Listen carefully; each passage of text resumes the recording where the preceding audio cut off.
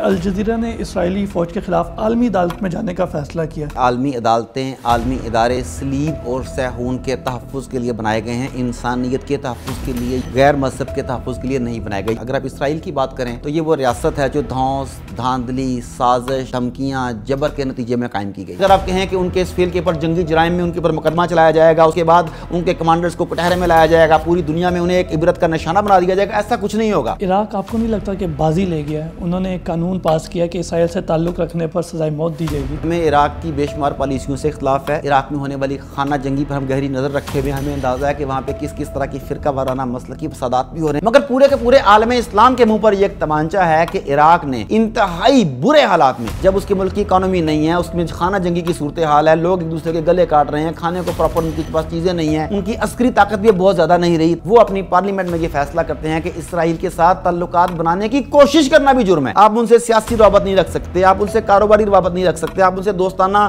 یا سیر و سیاحت کی روابط نہیں رکھتے، ٹوٹلی ہر قسم کا کٹ آف۔ السلام علیکم ناظرین، میں ہوں آپ کا میزبان مجیب الرحمان اور آپ دیکھ رہے ہیں ڈیئر ٹو ٹاک۔ ناظرین، نظر ڈالتے ہیں اس ہفتے دنیا بھر میں ہونے والے اہم واقعات پر اور کرتے ہیں ان کا تجزیہ۔ ہمارے ساتھ موجود ہیں ڈاکٹر عارف صدیقی صاحب۔ السلام علیکم ڈاکٹر صاحب۔ وعلیکم السلام۔ ڈاکٹر صاحب، شروع کرتے ہیں اسرائیلی فوج کے ہاتھوں الجزیرہ کی رپورٹر کے قتل کی، کہ الجزیرہ نے اسرائیلی فوج کے خلاف عالمی عدالت میں جانے کا فیصلہ کیا، تو آپ کو لگتا ہے کہ کوئی انصاف ہوگا یا انصاف کی کوئی توقع؟ دیکھیں، یہ بات تو ہم بخوبی جانتے ہیں کہ عالمی عدالتیں، عالمی ادارے سلیب اور سیہون کے تحفظ کے لیے بنائے گئے ہیں، انسانیت کے تحفظ کے لیے یا کسی دوسرے غیر مذہب کے تحفظ کے لیے نہیں بنائے گئے۔ یہ بات تو بڑی کلیئر ہے۔ اگر آپ اسرائیل کی بات کریں تو یہ وہ ریاست ہے جو دھونس، دھاندلی، سازش، دھمکیاں، جبر کے نتیجے میں قائم کی گئی۔ اس کے قیام کو بھی ناجائز قرار دیا گیا، اس کے خلاف کئی مرتبہ عالمی اداروں میں قراردادیں منظور ہوئیں، اس کے قبضے کو کئی مرتبہ عالمی اداروں میں چیلنج کیا گیا اور غاصبانہ تسلیم کیا گیا، مگر اس کے باوجود کیا کسی بھی قرارداد کے اوپر عمل ہوا؟ آنسر از نو۔ اس کی وجہ کیا ہے؟ اس کی وجہ یہ کہ دنیا کے جتنے بڑے بڑے مالیاتی ادارے ہیں، ورلڈ بینک ہو گیا، IMF ہو گیا، اور وہ تمام ان سے لنکڈ ادارے، وہ تمام کے تمام یہودیوں کی ملکیت ہیں۔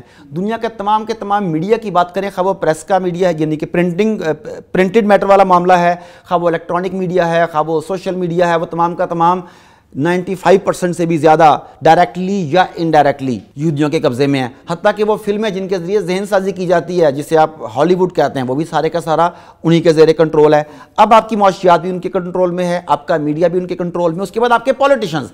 امریکہ جو اپنے آپ کو کچھ عرصہ پہلے تک، سال 2 سال پہلے تک دنیا کی واحد سپر پاور کہتا تھا، پھر علیحدہ بات ہے کہ وہ ایسی خاک چاٹنی پڑی کہ سپر پاور کا سٹیٹس نہیں رہا، لیکن اسے زوم تو یہ تھا، اس کے الیکشن تک پر وہی اثر انداز ہوتا تھا۔ سہونی جسے چاہتے تھے وہی امریکہ کے صدر بنتا تھا، جسے نہیں چاہتے تھے وہ امریکہ کے صدر نہیں بن سکتا تھا۔ اور اگر امریکہ کی یہ بات کلیئر کٹ ہے تو پھر باقی ممالک کا آپ اندازہ خود کر لیں کہ وہاں ان کی مرضی کے بغیر حکومتوں کا بننا کتنا مشکل ہوگا۔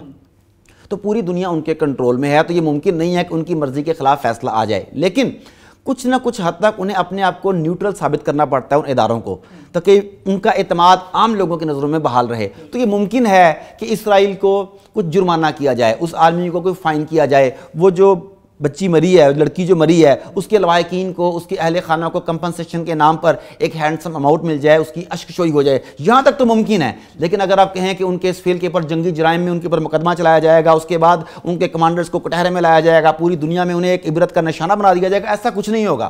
میڈیا ان کے بارے میں سافٹ کارنر رکھتا ہے۔ جب اس خاتون کا قتل ہوا تو جو امریکہ کے بڑے بڑے ادارے تھے، جو بین الاقوامی پبلشڈ ریکگنائزڈ نیوز پیپرز تھے، وہ سارے کے سارا کیا کہتے تھے کہ ایک اسرائیلی رپورٹر کا انتقال ہو گیا۔ بالکل۔ پھر اس کے بعد جب پریشر بڑھا تو انہوں نے کہا گولی لگنے سے انتقال ہو گیا۔ یہ نہیں وہ بیان کر رہے تھے کہ اسرائیلی فوجیوں کی گولی لگنے سے انتقال ہوا، وہ اس حد تک بائسڈ ہیں۔ دوسری طرف افغانستان میں جب انہوں نے وزارت اطلاعات نے آرڈر جاری کیا کہ جو خواتین اینکرز ہیں وہ نقاب پہن کر، وہ عبایا پہن کر سکرین کے سامنے آئیں گی، تو اسے خواتین کے حقوق کی حق تلفی قرار دیا گیا، صحافت کے منہ پر تمانچہ قرار دیا گیا۔ یہاں پر ان کا معیار بالکل ڈیفرنٹ ہے۔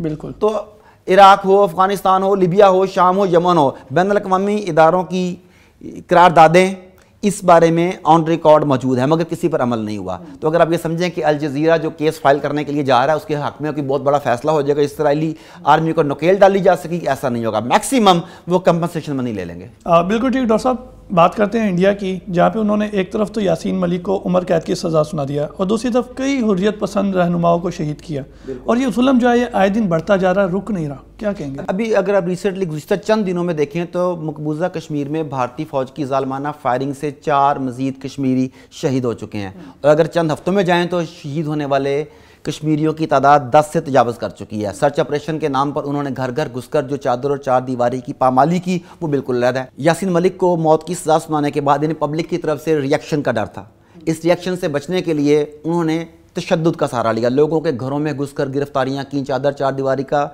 तकद्दुस बार बार पामाल करते हैं, और इस मरतबा पहले से भी ज़्यादा किया। दूसरी तरफ अगर आप यासीन मलिक की बात करें तो वो एक बहादुर निडर आदमी निकला। उसने अदालती फ़ैसले का सीना तान कर मुकाबला किया। उसे इस बात का पता था कि ये बाइस्ड अदालत है, उसे इस बात का पता था कि इस अदालत से मेरे हक़ में कोई फ़ैसला नहीं होने वाला। इसीलिए उसने ना तो कि अपना वकील किया, ना ही उसने कोई ऐसा बयान दिया जिससे साबित हो कि मैं जंग लड़ने के लिए जा रहा हूँ, अदालती जंग लड़ने के लिए जा रहा हूँ। उसे पता था कि ये फ़ैसला क्या होने वाला है, लेकिन उसने सर झुकाने से इनकार कर दिया। यहाँ एक और बड़ी समझने वाली बात है कि यासीन मलिक उन हुर्रियत पसंद लीडर्स में से है जो निडर हैं, बेबाक हैं, कश्मीरियों की आज़ादी की जंग लड़ रहे हैं। मगर यहाँ ये बात समझिएगा कि ये वो लीडर्स नहीं हैं जो हम समझते हैं। ये कश्मीर को इंडिपेंडेंट रियासत बनाना चाहते थे, ये वो लोग हैं। दूसरी तरफ अगर आप अली गिलानी साहब वगैरह का मामला देखें तो वो पाकिस्तान के साथ इल्हाक चाहते थे।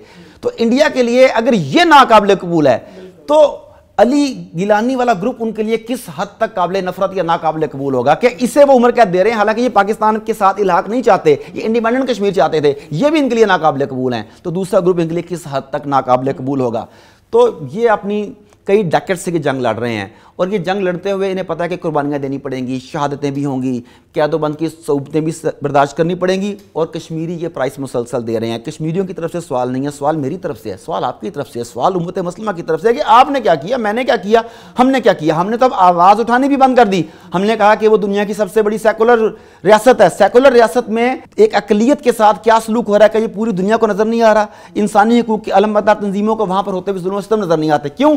वो एक इंटरनेशनल मार्केट है, इंटरनेशनल मंडी है, वो वहां पर तिजारत करना चाहते हैं, वहां से पैसे लेना चाहते हैं। दूसरा, उसे इस इलाके का थानेदार बना के रखना चाहते हैं ताकि पाकिस्तान पर भी नजर रखी जा सके, चाइना को भी नकेल डाली जा सके। इसके लिए उसका हर जुल्म, उसकी हर अदा उन्हें वो महबूब की अदा लगती है। बिल्कुल ठीक। डॉक्टर साहब, गुज़िश्ता दिनों अफगानिस्तान में जो मामला हुआ ख़वातीन वाला मीडिया के ऊपर, तो पूरी दुनिया जो है उस पर चीख उठी, लेकिन फ़्रांस में स्विमिंग पूल्स पर मुसलमान ख़वातीन को बरकीनी पहनने पर पाबंदी आयद कर दी है। तो यहाँ पर सब खामोश है, और फ़्रांस जो है वो मुसलमान दुश्मनी में आए दिन वो भी आगे बढ़ता जा रहा है। फ़्रांस तो अरसे दराज से एंटी मुस्लिम कैंपेन को लीड कर रहा है। तौहीन-आमेज़ खाके हों, तौहीन-आमेज़ तहारीर हों, ये तमाम की तमाम वहीं से चलती हैं। मज़हब की तौहीन हो, मुक़द्दस शख्सियात की तौहीन हो, इसका सिलसिला वहाँ से चलता है। तौहीन करने वालों को शेल्टर देने वाला मुल्क भी फ़्रांस ही। आसिया मसीह का मामला भी आपके सामने है। तो फ़्रांस तो अपनी मुस्लिम दुश्मनी में कई डेकेड से, बल्कि कई सदियों से हमारे सामने है, उसकी तरफ से कोई प्रॉब्लम नहीं है हमें। लेकिन हम उससे जो पाबंदी लगाई है, पहले इस बात को समझिए कि जो बरकनी जो इसकी बात कर रहे हैं वो एक चुस्त सा लिबास है, वो भी कोई इस्लामी लिबास नहीं है। उसमें जिस्म के तमाम आज़ा नज़र आते हैं, नज़र आने से मुराद है नुमायाँ हो जाते हैं। अब उनकी जो ख्वातीन स्विमिंग करती हैं, फ्रेंच ख्वातीन, वो बिकनी पहन के खाली अंडरवियर या बरा उन्होंने पहना, उसके साथ वो स्विमिंग करने जाती है, वो ज़्यादा बेहुदा लिबास है। इसके अगेंस्ट मुसलमान ख्वातीन जब स्विमिंग करना चाहती हैं तो वो अपने लिबास के वो बिकनी वगैरह की बजाय एक चुस्त सा लिबास पहनती हैं जिसे बारकनी कहते हैं। अब वो भी कोई इस्लामी लिबास नहीं है किसी भी लिहाज से, मगर चूंकि वो मुसलमान ख्वातीन पहनती हैं उनके लिए ये नाकाबिल कबूल है कि ये क्यों पहनती हैं। दूसरी तरफ ये वो टाइम है जब फ्रांस में जो मुसलमान खातून एथलीट्स हैं, स्पोर्ट्स गर्ल्स हैं, वो इस वक्त कानूनी जंग लड़ रही हैं कि उन्हें दौरान खेल अपनी मुस्लिम शनाख्त को बरकरार रखने दिया जाए। मतलब वो अबाया लेना चाहती हैं, वो नकाब करना चाहती हैं, जो भी उनकी मुस्लिम शनाख्त है वो उस मुस्लिम शनाख्त को बरकरार रखते हुए खेलों के मुकाबलों में हिस्सा लेना चाहती हैं। मगर फ्रांस की अदालत ने उस पर पाबंदी लगा दी है। तो मुसलमान ख्वातीन अभी ये जंग लड़ रही हैं, तो उन्होंने नेक्स्ट ये भी उन्होंने कर दिया।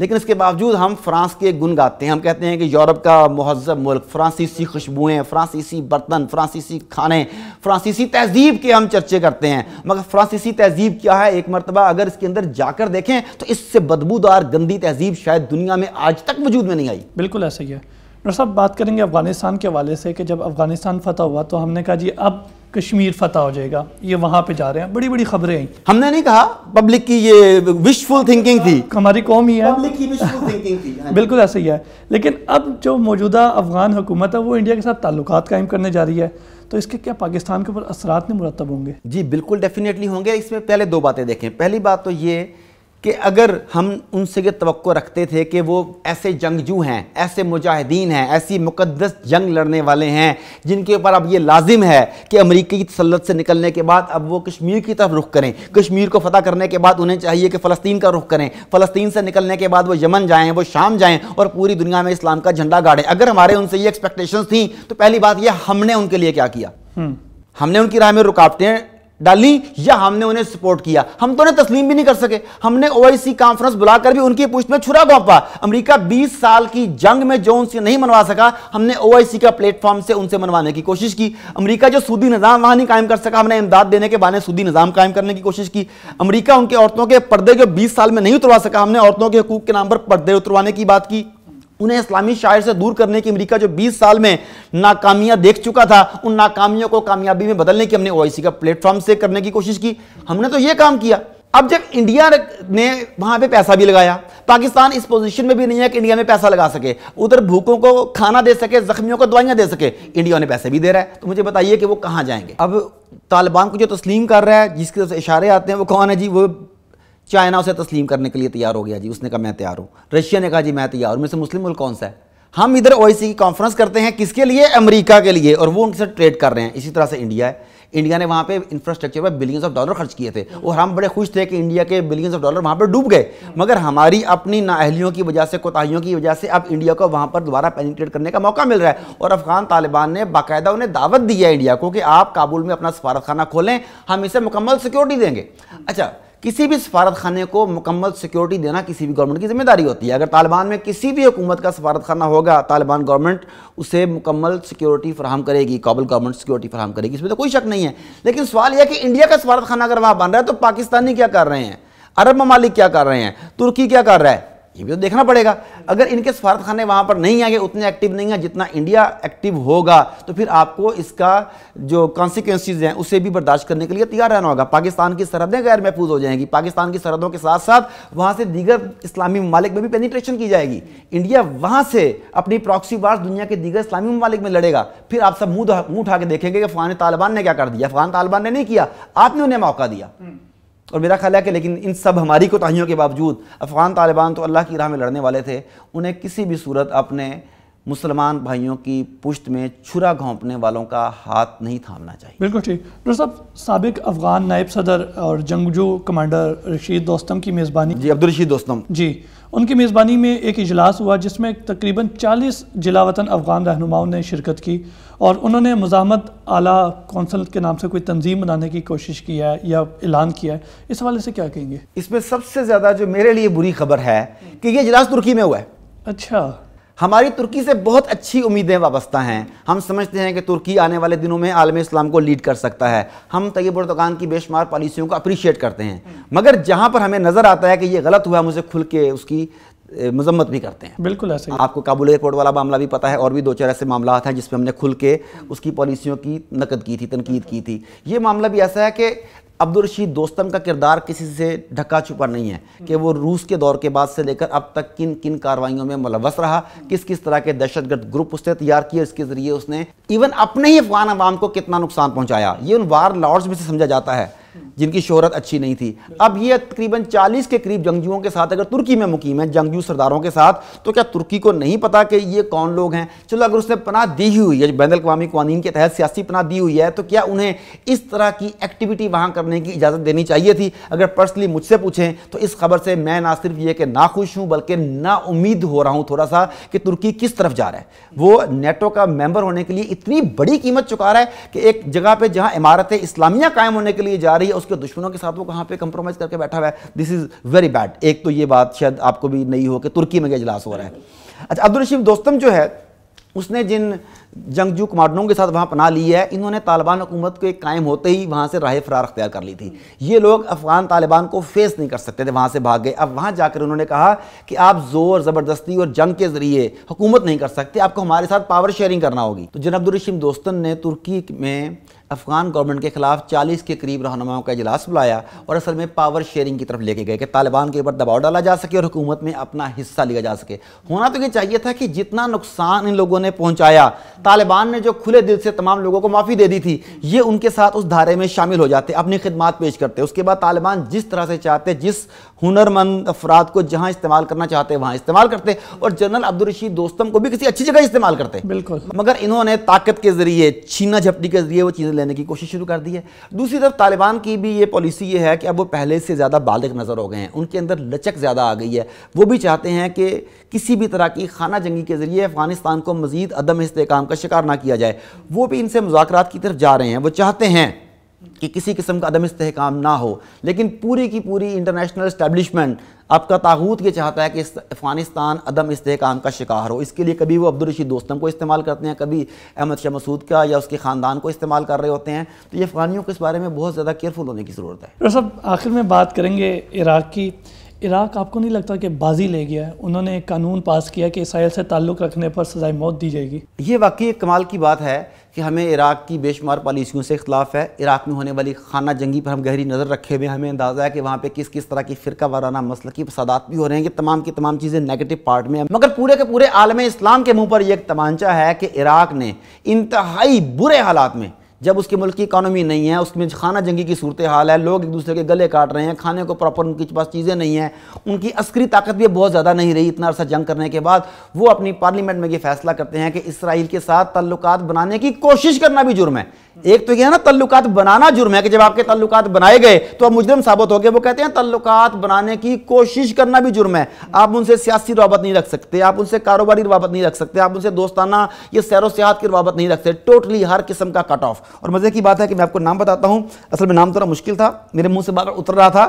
مقتدال صدر ہیں، انہوں نے گزشتہ سال اکتوبر میں پارلیمنٹ میں سب سے زیادہ نشستیں حاصل کی تھیں، تو یہ اس قانون کو انہوں نے پیش کیا تھا، اور جب یہ قانون پاس ہوا تو انہوں نے عراق کے شہریوں سے کہا کہ اب آپ کا جشن منانے کا وقت ہے، ہم اسرائیل کے ساتھ کسی قسم کا تعلق نہیں رکھیں گے۔ اب دنیا کو دیکھیں، عالمی اسلامی دنیا کو، کہ ایک طرف اسلامی ممالک اسرائیل کے ساتھ تعلقات بنانے کے لیے اتولے ہوئے جا رہے ہیں۔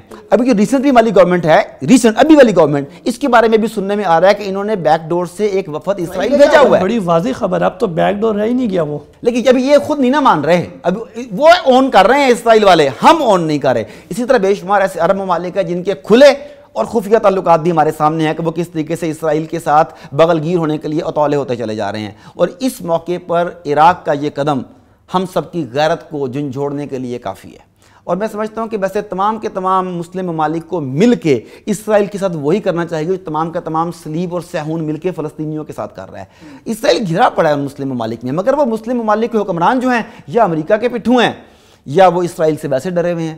تو عراق کے اس جرأت مندانہ قدم کی میں تعریف کرتا ہوں۔ بہت شکریہ ڈاکٹر صاحب، آپ نے اپنا قیمتی وقت دیا۔ ناظرین، یہ تھا آج کا پروگرام جس میں ہم نے عالمی منظرنامے پر گفتگو کی۔ اپنے میزبان مجیب الرحمان اور ڈیئر ٹو ٹاک کی پوری ٹیم کو اجازت دیجیے۔ اللہ نے کے بعد۔